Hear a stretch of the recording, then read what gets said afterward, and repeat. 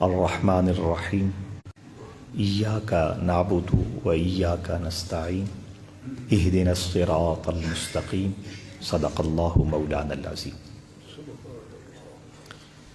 یا اکرم الخلق مالی من الوذ به سواک عند حلول الحادث العممی مولاي صل وسلم دائما ابدا على حبیبک خیر الخلق کلہم۔ جیسا کہ آپ دوستوں کو علم ہے کہ قرآن مجید کی تشریح و تفسیر جمعۃ المبارک کا مستقل موضوع اور عنوان ہے۔ عرصہ 6 ماہ سے یہ سلسلہ جاری ہوا اور سورہ فاتحہ کی آیت نمبر 5 پہ گفتگو شروع ہے۔ پچھلے جمعۃ المبارک کو اس آیت کریمہ کی تشریح اور تفسیر کا سلسلہ شروع ہوا۔ اہدنا الصراط المستقیم، ہمیں سیدھے راستے پہ چلا۔ اہدے کون سا لفظ ہے، اس پہ بات ہوئی۔ اہدنا اللہ نے جمع کا لفظ کیوں بولا، اس پہ بات ہوئی۔ مستقل سننے والے یقیناً ساری گفتگو کو اپنے ذہنوں میں دہرا رہے ہوں گے۔ ہدایت کیا ہے، اس کے بارے اشارہ کیا تھا کہ ہدایت فطری بھی ہوتی ہے جو ہر جاندار کی گھٹی میں موجود ہوتی ہے، اور ہدایت کسبی بھی ہوتی ہے، یعنی انسان اپنی عقل، اپنے شعور، اپنے علم، اپنی قابلیت اور تجربے سے سیدھے راستے کا انتخاب کرتا ہے۔ جو ہدایت گھٹی میں ہے، اس کی میں نے مثال یہ دی تھی کہ ایک دن کے بچے کو کیسے پتہ چل جاتا ہے کہ اللہ نے میری غذا کا انتظام کہاں کیا ہے، اور قرآن مجید نے اس کو کتنے بلیغ انداز میں ذکر فرمایا۔ وَهَدَيْنَاهُ النَّجْدَيْنِ، اللہ فرماتا ہے کہ ماں کی چھاتیوں کی طرف ہم نے بچے کو راہ سجائی۔ یہ فطری ہدایت اور رہنمائی اللہ نے ہر جاندار میں رکھی، اور پھر بڑا ہونے کے بعد شعور، سمجھداری، گرد و پیش کا مطالعہ، گھر والوں کے معاملات کو دیکھ کر بچہ آہستہ آہستہ اس راستے کا انتخاب کرتا ہے جس کو قرآن مجید نے سیدھا راستہ کہا ہے، اور اسے صراط مستقیم فرمایا ہے۔ پھر میں نے یہ عرض کیا تھا کہ سیدھے راستے کی طرف جو شخص سفر شروع کرتا ہے، اس کے 2 انداز ہیں۔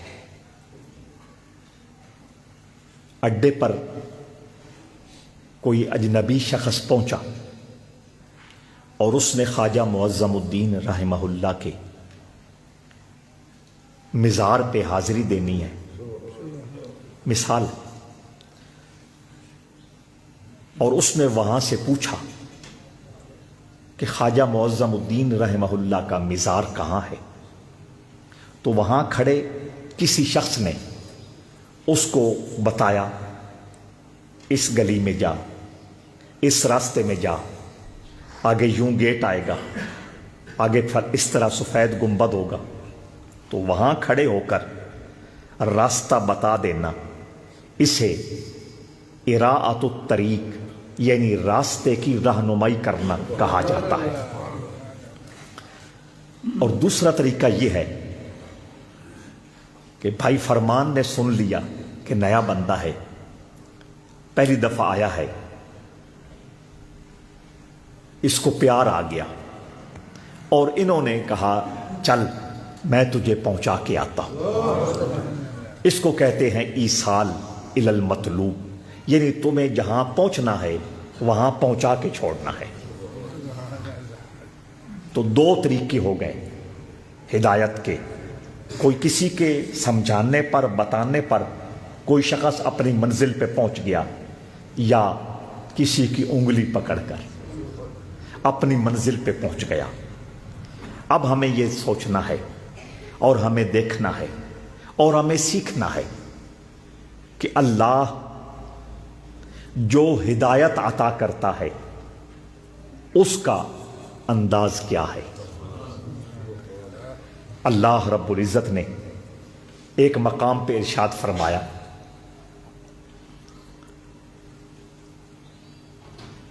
کہ ہم نے ایسے رہنما بھیجے ہیں جو تمہیں سیدھے راستے کا سبق سکھلاتے ہیں.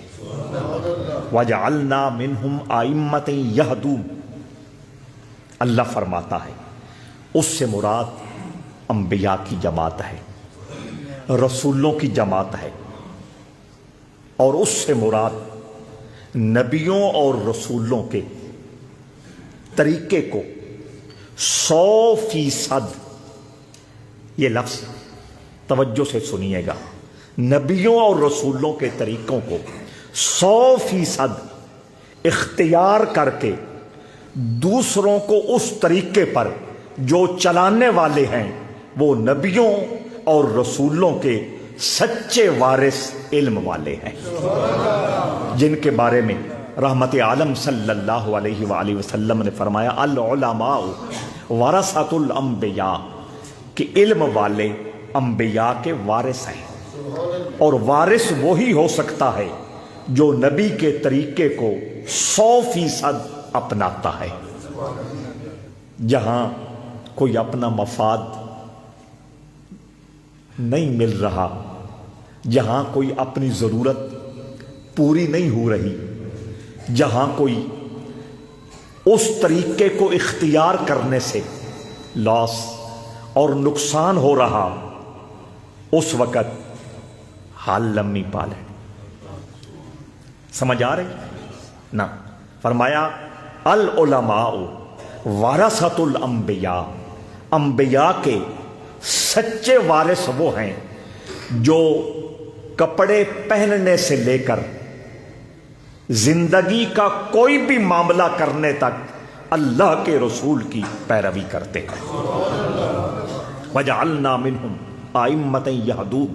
اللہ فرماتا ہے کہ کچھ لوگ جن کو اللہ نے امام کہا ہے، یعنی رہبر فرمایا ہے، وہ لوگوں کو صراط مستقیم کا راستہ بتلاتے ہیں. دوسرے مقام پر اللہ رب العزت نے فرمایا ان ھذا القرآن یہدی، بے شک یہ قرآن لوگوں کو ہدایت کا راستہ بتلاتا ہے.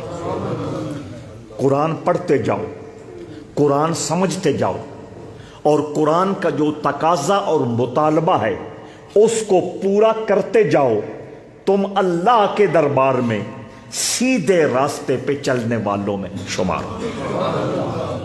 اور یہاں بھی قرآن مجید نے بڑی دو ٹوک بات کی ہے. یا ایھا الذین آمنوا ادخلوا فی السلم کافہ. اللہ سے بہتر میرے اور آپ کے مزاج کو کوئی نہیں جانتا ہے یا نہیں.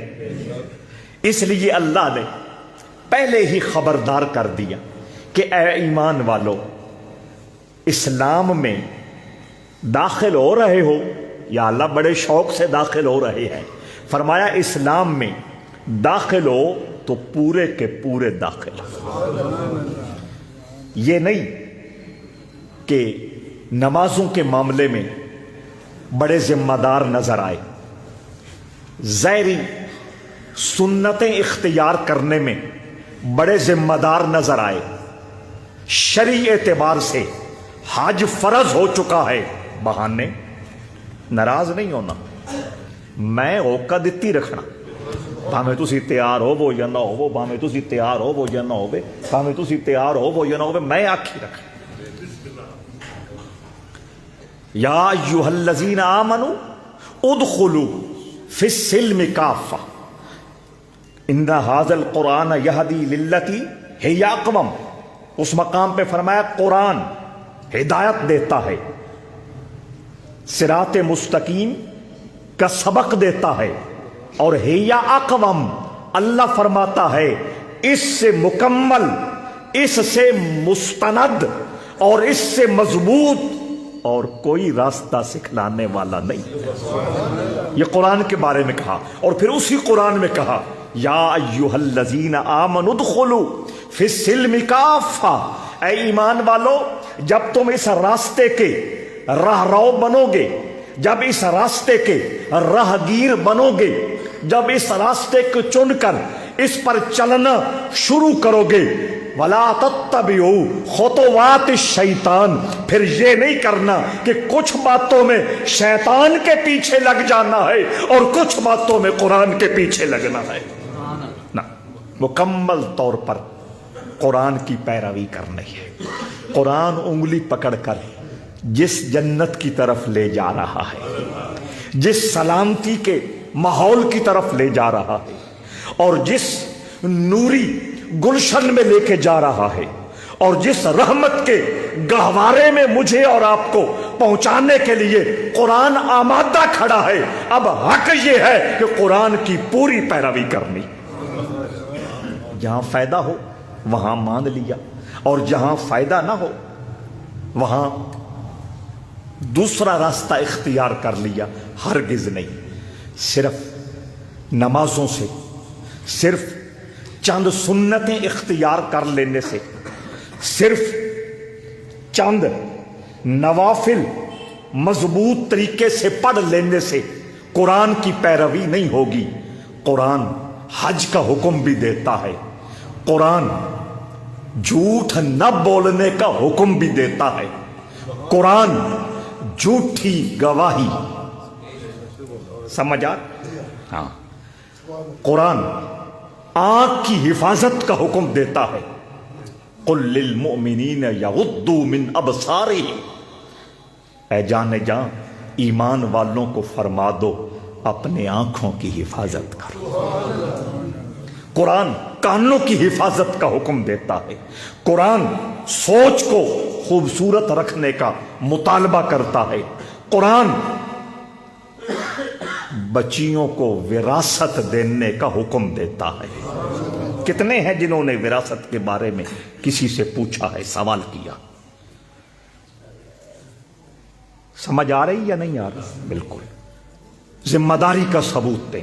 جس اللہ نے نماز کا حکم دیا ہے، جس اللہ نے روزہ کا حکم دیا ہے، جس اللہ نے زکوٰۃ کا حکم دیا ہے، جس اللہ نے عشر کا حکم دیا ہے، جس اللہ نے زنا سے بچنے کا حکم دیا ہے، جس اللہ نے شراب نہ پینے کا حکم دیا ہے، اسی اللہ نے اسی کتاب میں اپنی اولاد کو، بیٹے ہو یا بیٹیاں ہو، ان کو وراثت میں حصہ دینے کا حکم دیا. میں نے آپ کے دل پہ دستک دینی ہے. کبھی تو جاگ آ جائے گی اور آپ الگ بیٹھ کے سوچو گے کہ جب قبر میں رسول اللہ کی دربار میں پیش ہوں گے اور جب روز محشر ایک طرف رسول اللہ ہوں گے ایک طرف اللہ کی ذات سوال کر رہی ہوگی، اس وقت میں کیا جواب دوں گا؟ لہذا ان ھذا القرآن یہدی للتی ہی اقوم، فرمایا قرآن جن پہ اترا ہے اور جنہوں نے قرآن سمجھا ہے وہ بھی صراط مستقیم کی طرف دعوت دیتے ہیں، اور خود قرآن اس سے مستند، اس سے مکمل اور اس سے محفوظ ہے ہادی کوئی نہیں ہے، یہ ہدایت دیتا ہے۔ توجہ چاہتا ہوں، ہدایت کے لیے دو چیزوں کا ہونا ضروری ہے۔ میں نے کیا کہا؟ ہدایت کے لیے دو چیزوں کا ہونا ضروری ہے۔ خطبہ، نماز فارغ ہوئے بیٹھے ہیں نا، وہ اسی لیے کہ جو بات کی جائے الف سے لے کر یہ تک سنیں، دو بندے رہ جائیں لیکن ایک بندے کے دل میں بھی قرآن کی بات اتر گئی، میں اپنی بخشش پکی سمجھوں گا۔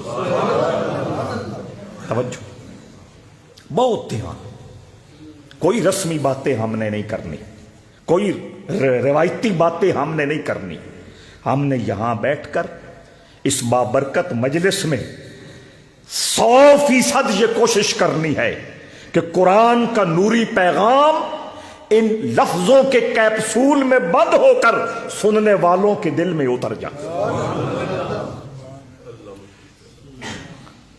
ساڈا دل کردا بھئی اتھوں تک جی میں اگے بندے ہوندے آن، بندے بیٹھے ہون تے پیر گفتگو کردے پے ہون، بھئی ایک طرف آپ کا دل ہے اور ایک طرف میرے خدا کا مطالبہ ہے، کس کو مانا جائے؟ بہت توجہ۔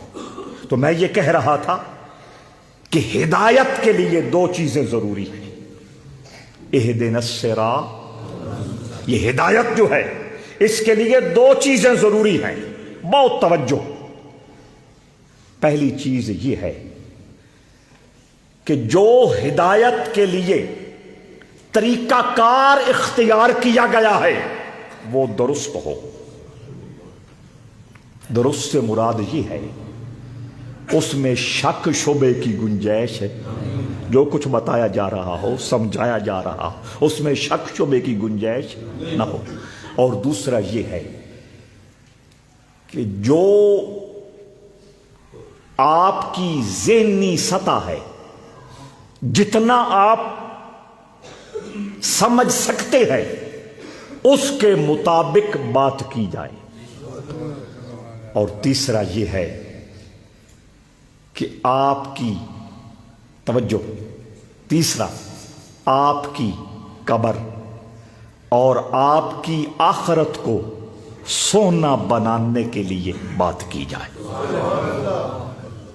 میں نے تو اسی لیے ہر محفل میں کل کی ہو، میلاد شریف کی ہو، معراج شریف کی ہو، کسی عرس کی محفل ہو، یہ طے کر دیا ہے نہ نعرہ لگانا ہے نہ ویل لینی ہے، تاکہ بچوں یہ گل نکلے نا اسی جو کچھ سنیے سنائیے اپنی قبر تے اپنی آخرت کو سونا کرن واسطے۔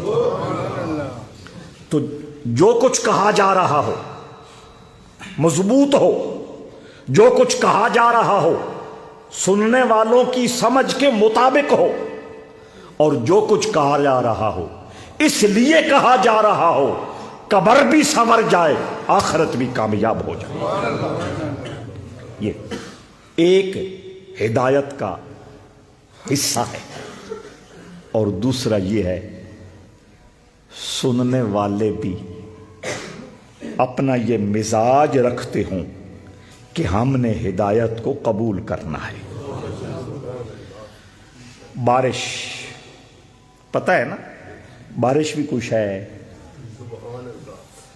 قرآن نے اس پہ بڑی بات کی ہے بارش پہ، جب وہ آیتیں آئیں گی انشاءاللہ لطف آئے گا۔ بارش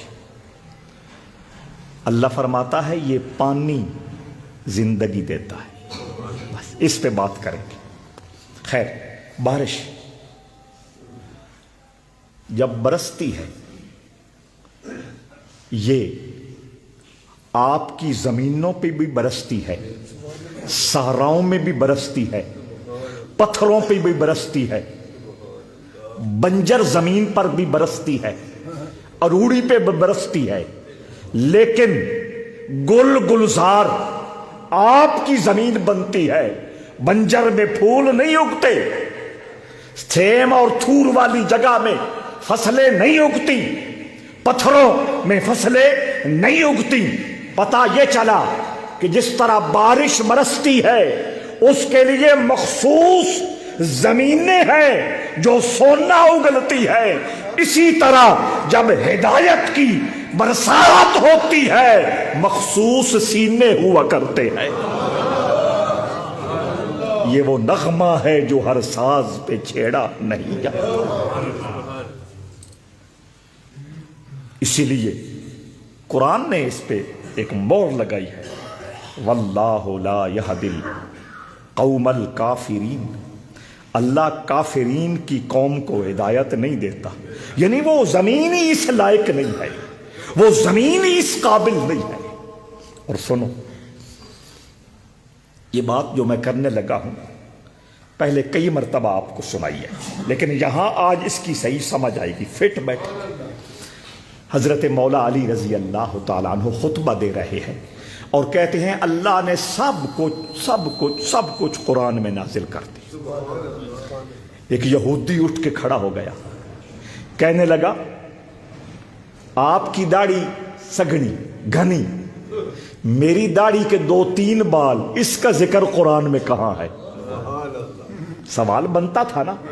حضرت مولا علی کہتے ہیں رسول کریم نے ایسے نہیں فرمایا انا مدینۃ العلم وعلی بابھا، میں علم کا شہر ہوں اور اس کا دروازہ علی ہے. ایسے نہیں فرمایا، ایسے نہیں فرمایا. حضرت مولا علی کہنے لگے والبلد الطیب یخرج نباتہ باذن ربہ والذی خبث لا یخرج الا نکدا. حضرت علی کہنے لگے سن، دلیل سن کہ تیری داڑھی پتلی میری داڑھی گھنی، اس کا ذکر قرآن میں. حضرت علی کہتے ہیں والبلد الطیب یخرج نباتہ باذن ربہ، وہ زمین جو کھری ہوتی ہے، بہترین ہوتی ہے، سونا اگلنے والی ہوتی ہے، اس میں جب بیج ڈالا جائے فصل گھنی ہوتی ہے. کمزور سیر اور تھور والی زمین میں تنکا تنکا تاواں. تو یہ زمینیں ہیں جن پہ اللہ ہدایت کا نور اتارتا ہے، اور اس نور کی روشنی سے اور اس رحمت کی خوشبو سے کتنے سینے ہیں جو گلشن بن جاتے ہیں. یہ بات ساری گفتگو کا خلاصہ اور نتیجہ سمجھ لیں کہ ہدایت کے لیے بہترین انداز اختیار کرنا یہ پہلا حصہ ہے اور پہلی شرط ہے. دوسرا، اس کے لیے ایسے سینوں کا ہونا ضروری ہے اور ایسی زمین کا ہونا ضروری ہے جو اس ہدایت کے بیج کو قبول کرتا چلا جائے. اب اگلی بات چھیڑنے لگے ہیں اور اس پہ تفصیلی بات کرنی ہے، لیکن آج صرف میں اس کی نیو رکھ رہا ہوں، اس کا ایرا رکھ رہا ہوں، اس کی بنیاد رکھ رہا ہوں. توجہ چاہتا ہوں. اللہ فرماتا ہے اہدنا الصراط المستقیم. لوگ اللہ کی بارگاہ میں فریاد کرتے ہیں ہمیں سیدھے راستے پہ چلا. اور پھر میں نے آگے یہ کہا کہ ہدایت کے 2 طریقے ہیں، دور بیٹھ کے راستہ بتلا دینا یا منزل پہ کسی کو پہنچا دینا. آج ہم یہ بات چھیڑنے لگے ہیں کہ رب ذوالجلال کی ہی یہ صفت ہے کہ وہ راستہ بتلاتا بھی ہے، منزل پہ پہنچاتا بھی ہے. بس یہ ایک کلیہ اپنے ذہن میں بٹھا لیں۔ ہم اہل سنت و جماعت کا یہ عقیدہ ہے کہ راستہ بتلانا بھی اللہ کی ذمہ داری ہے، اور راستے پہ پوری کامیابی کے ساتھ پہنچانا بھی اللہ کی ذمہ داری ہے۔ اللہ ہی راستہ دکھلاتا ہے، اللہ ہی اسباب پیدا فرماتا ہے، اللہ ہی ایسے حالات پیدا کرتا ہے۔ آپ نے سنا ہے کہ حضرت بشر حافی اپنے زمانے میں بڑے مشہور ڈاکو تھے، اور پھر ڈاکے کے ساتھ ساتھ جتنی معاشرتی برائیاں ہیں وہ ساری ان کے اندر موجود تھی۔ راستے سے گزر رہے ہیں، ایک کاغذ پہ نظر پڑی، اٹھایا، اس پہ سورہ اخلاص قل هو اللہ احد لکھی تھی۔ مسلمان تو تھے ہی، اس کو صاف کیا، خوشبو لگائی، کپڑے میں لپیٹ کر بلند جگہ پہ رکھا۔ رب ذوالجلال نے یہ ادب قرآن اور احترام سورہ اخلاص کو اتنا پسند کیا کہ ان کو اپنے محبوبوں میں شامل کر لیا۔ حسن کا انتظام ہوتا ہے، عشق کا یوں ہی نام ہوتا ہے۔ تو یہ انتظام اللہ نے خود کر رکھے ہیں، اور اس بات کی تائید اللہ نے خود بیان کی ہے۔ توجہ چاہتا ہوں، اللہ یجتبی الیہ من یشاء، اللہ جسے چاہتا ہے اپنی طرف کھینچ لیتا ہے۔ اللہ جسے چاہتا ہے اپنی طرف کھینچ لیتا ہے۔ وہ سبب کوئی نہ کوئی بنا دیتا ہے، کوئی نہ کوئی ذریعہ بنا دیتا ہے، کوئی نہ کوئی وجہ جو سمجھنے والے سمجھتے ہیں اس کو فالو کر کے اللہ کے راستے پر بندہ مومن سفر کرنا شروع کر دیتا ہے، اور منزل پر پہنچانا یہ بھی اللہ کی ذمہ داری ہے۔ جو بات اگلی ہم نے شروع کرنی ہے اس سے پہ میں آج کی گفتگو ختم کر رہا ہوں۔ میں نے برسر ممبر لائیو بھی بات جا رہی ہے، پوری دنیا تک یہ نظریہ پہنچ رہا ہے کہ ہدایت دکھانا اور منزل ہدایت پر پہنچانا یہ اللہ کا کام ہے۔ یہ بات طے ہو گئی۔ ہاں، اللہ نے خود کہا وَجَعَلْنَا مِنْهُمْ أَئِمَّةً يَهْدُونَ، اللہ فرماتا ہے کہ ہم نے بنائے ہیں کچھ رہبر جو ہدایت کے راستے پہ چلاتے ہیں۔ سمجھ آ گئی؟ لہٰذا اب اگر کوئی نبی ہے، کوئی رسول ہے، کوئی اللہ کا ولی ہے، کوئی سچا سچا کھرا عالم ہے، تو وہ جو ہدایت کے راستے پہ چلا رہا ہے، ہدایت کا راستہ بتلا رہا ہے، اس طرف اشارہ کر رہا ہے، وہ ذاتی طور پر نہیں، اللہ کی توفیق سے کر رہا ہے۔ اور اگلی بات جس پہ میں نے اپنی بات کو آج روکنا ہے، توجہ چاہتا ہوں، اسی طرح اللہ منزل پر پہنچاتا ہے، اللہ منزل پر پہنچاتا ہے۔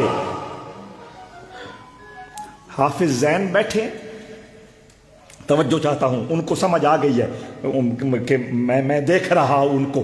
اللہ منزل پر پہنچاتا ہے، توجہ چاہتا ہوں، اللہ منزل پر پہنچاتا ہے۔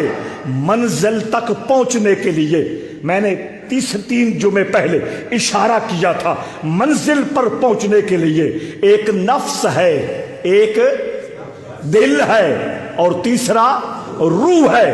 ایک نفس ہے، ایک دل ہے، ایک روح ہے۔ نفس کو پاک کرنا ہے، دل کو عرش خدا کے لیے تیار کرنا ہے، روح کو قوی اور مضبوط کرنا ہے۔ اور جب انسان راہ ہدایت پہ چلتے ہوئے روح کی منزل تک پہنچتا ہے، اس وقت اس پر مقامات کھلتے ہیں۔ پہلے کیفیات ہوتی ہیں، پہلے کیفیات ہوتی ہے، کیفیات میں اچھے خواب آنا، کیفیات میں لوگوں کے دلوں میں بندے کا پیار آ جانا، کیفیات میں لوگوں کے دلوں کو کبھی کبھی پڑھ لینا، کیفیات میں قبر والوں کے حالات پہچان لینا، کیفیات میں زبان میں اثر آ جانا۔ یہ مقام نہیں ہے، یہ کیفیات ہے۔ یہ مقام نہیں ہے، یہ کیفیات ہے۔ ان کا تعلق نفس کی پاکی کے بعد شروع ہو جاتا ہے، اور مقام اس وقت ملتے ہیں اور منزل اس وقت ملتی ہے جس کی طرف اشارہ کیا جا رہا ہے کہ اللہ منزل پر پہنچاتا ہے جب روح مضبوط ہو جاتی ہے۔ ایک کوئی ڈگ ڈگی تو نہیں نا بھئی ہر بندے وجاؤنی شروع کر دیں۔ اللہ اکبر۔ حضرت شاہ سلیمان توسیع 12 سال خواجہ نور محمد موہروی رحمہ اللہ کے دروازے پر بلوچستان سے چل کر آتے رہے اور اکثر پیدل سفر ہوتا تھا، راستے میں کھانے کا انتظام بھی نہیں ہوتا تھا۔ پیرن بڑیاں موجن سمجھ آؤندی نہیں آتے بندے، تسی نو آتے بندے آتے۔ میں تھوڑا لحاظ کرتا ایسا ہی ہے، اس کے پیچھے ایک پورا جہان ہے۔ ہم پیر نہیں ہیں، پیر وہ ہے جنہوں نے اپنے رب کو منایا ہے، جنہوں نے اپنی راتوں کو اللہ کی یاد کے لیے وقف کیا ہے، جنہوں نے اپنے دنوں کو اللہ کے دروازے پہ پیش کیا ہے، جنہوں نے اپنی زندگی کے ایک ایک لمحے کو اللہ کی یاد میں بسر کیا ہے، جنہوں نے اپنی آنکھوں، جنہوں نے اپنے کانوں، جنہوں نے اپنی زبانوں، جنہوں نے اپنے دلوں اور جنہوں نے اپنے دماغوں کی حفاظت کر کے ان کو اللہ کی تجلیات کا مرکز اور معبد بنایا۔ پھر ایسے تو نہیں کہتا صراط الذین انعمت علیہم، راستہ ان لوگوں کا جن پر تو نے انعام کیا۔ تو خیر بات بڑھ رہی ہے اور بڑھانا نہیں چاہتا، توجہ چاہتا ہوں۔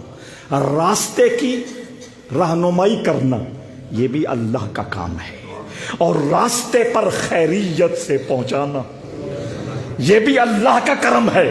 اور سنیں جو میں آگے بات لے جانا چاہتا ہوں، بالکل اسی طرح راستے کی طرف رہنمائی کرنا اور راستے پر پہنچانا یہ رسول اللہ کا بھی فریضہ ہے۔ یہ بہت اہم موضوع میں اور اہم سرکل میں بات جا رہی ہے، توجہ چاہتا ہوں۔ اللہ بھی رہنمائی کرتا ہے، رسول اللہ بھی رہنمائی کرتے ہیں۔ اللہ ذاتی طور پر رہنمائی کرتا ہے، رسول اللہ اللہ کی توفیق سے کرتے ہیں۔ منزل تک پہنچانا اللہ کا ذاتی عمل ہے اور منزل تک پہنچانا رسول اللہ کا عمل ہے، رب کی عطا سے، رب کے حکم سے اور رب کی توفیق سے۔ اس پہ 2 آیتیں پڑھ رہا ہوں، صرف آیتیں پڑھوں گا، آگے تفصیل میں نہیں جاؤں گا۔ ایک مقام پہ اللہ فرماتا ہے لِتُخْرِجَ النَّاسَ مِنَ الظُّلُمَاتِ إِلَى النُّورِ الف لام را کتاب انزلناہ الیک لتخرج الناس من الظلمات الی النور۔ اللہ خود سٹیٹمنٹ دے رہا ہے اپنے محبوب کے بارے میں کہ اے مصطفیٰ کریم، یہ جو کتاب ہدایت قرآن آپ کے سینے پہ نازل کی ہے نا، یہ اس لیے کی ہے کہ آپ لوگوں کو اندھیروں سے نکال کر نور کا مسافر بنا دیں۔ کوئی بتاؤ میں نے کوئی ڈنڈی ماری ہے ترجمے میں؟ کوئی ہیر پھیر سے کام لیا ہے؟ براہ راست الفاظ ہیں لِتُخْرِجَ النَّاسَ مِنَ الظُّلُمَاتِ إِلَى النُّورِ۔ آپ اندھیروں سے نکال کر روشنیوں کے مسافر بناتے ہیں۔ وہ اندھیرا کیا ہے؟ گمراہی ہے۔ اندھیرا کیا ہے؟ کفر ہے۔ اندھیرا کیا ہے؟ جہالت ہے۔ میں اس پہ تفصیلی بات کروں گا۔ اور میرے مصطفیٰ جہالت سے نکال کر نور علم عطا کرتے ہیں۔ میرے مصطفیٰ گناہوں کی وادیوں سے نکال کر ایمان کامل عطا کرتے ہیں اور صالحیت کاملہ عطا کرتے ہیں۔ اور میرے مصطفیٰ کریم انسانوں کو کفر سے نکال کر اسلام اور ایمان کے نگر کا مسافر بناتے ہیں۔ اور دوسرے مقام پہ فرمایا وَإِنَّكَ لَتَهْدِي الی صراط مستقیم، اے جان جان صراط مستقیم کی طرف آپ بھی ہدایت دیتے ہیں۔ سمجھ آ گئی؟ پھر دوہرا دیتا ہوں، ہدایت کی رہنمائی کرنا اللہ کا کام، اور اللہ کے حکم سے رسول اللہ کا کام، منزل تک پہنچانا اللہ کا کام، اور منزل تک پہنچانا اللہ کے حکم سے، اس کی توفیق سے، اس کے اذن سے، اس کی اجازت سے، قرآن سے، مصطفیٰ کا کام۔ دو آیتیں پڑھ دی کہ آپ اندھیروں سے نکال کے روشنیوں میں پہنچاتے ہو، اور آپ گمراہی سے نکال کے صراط مستقیم کی طرف ہدایت دیتے ہو۔ اس پہ اب بات ہوگی، یہ ایڈے آنتے چاچن کر لیندے، توجہ ہے یا نہیں؟ ہاں، اس پہ بات ہوگی۔ اور پھر قرآن کی آیت پڑھتے ہیں، انک لا تہدی من احببت ولکن اللہ یہدی من یشاء۔ وہ جڑا دن نا ایڈے ہوندے تے چاچن کر لیندے، وہ آیت پڑھ دن قرآن دی۔ اسی لیے قرآن نے کہا یدل بہ کثیرا ویہدی بہ کثیرا۔ اس قرآن سے کتنے ہیں جنہوں نے گمراہی، اور کتنے ہیں جو ہدایت کا نور لے جانے والے۔ یہ جن لوگوں نے یہ باتیں سن رکھی ہے ان کے لیے بڑا فیورٹ سبجیکٹ اور بڑا دلچسپ موضوع شروع ہونے والا ہے۔ اتنا ہوتے تو چاچے کو ایمان دے لیتے، توجہ چاہتا ہوں، اور اس پہ قرآن کی آیت پڑھتے ہیں۔ اللہ فرماتا ہے آپ ہدایت نہیں دے سکتے، اور ادھر کہتا ہے اللہ ہدایت آپ دیتے ہیں۔ رولا پیا کہ نہ پیا؟ اے رولا کڈساں۔ ایک آیت میں اللہ کہتا ہے آپ ہدایت دیتے ہیں، دوسرے میں کہتے ہیں آپ ہدایت نہیں دیتے۔ یہ مسئلہ ہے نا، تو اس پہ ہم بات کریں گے اور بتائیں گے کون خوش نصیب ہیں جو رسول اللہ کے در سے ہدایت کا نور لیتے ہیں۔ آپ کا آیا اللہ قبول فرمائے، اور آپ کا ذوق شوق کے ساتھ بیٹھنا اور طبیعت پر جبر کر کے، طبیعت پر بوجھ کر کے یہ وقت نکالنا، بیٹھنا اور یہ باتیں سننا خالی نہیں جائے گا، ایصال ثواب۔